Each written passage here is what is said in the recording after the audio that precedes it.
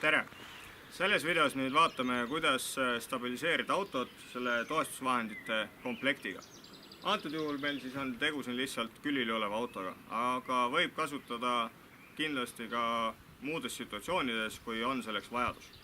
Nüüd siis praktiline näide, kuidas seda autot selle toestuskomplektiga toestada.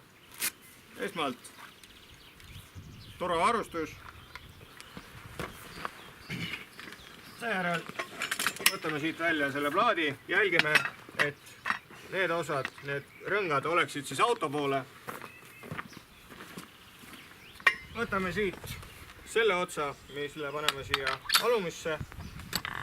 Antud juhul hinnanguline on see, et mul läheb vaja ühte seda pikka pikendust. On ta siia ja siis on juba vaba valik, kas valida see ots või see ots. Antud juhul mina valin lihtsalt siit selle otsa.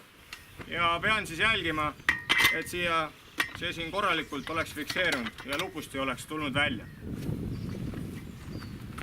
Paigaldan ta siia. Võin tõmmatada siit ligemale.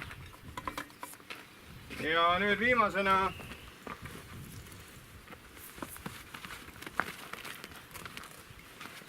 siis koormarihmade paigaldus.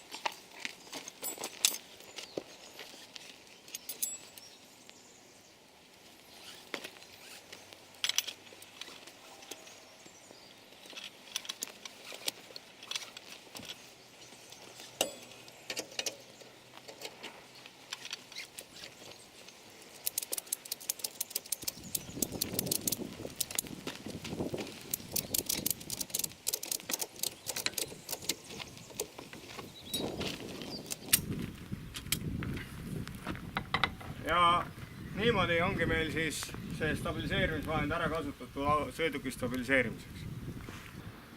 Kõige stabiilsema toestuse saame, kui kasutame siis stabiliseerimiseks autole 3 punkti.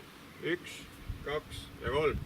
Ja antud juhul siis, kui auto on külili, siis ei tohi ära unustada ka katuse poolt stabiliseerimist.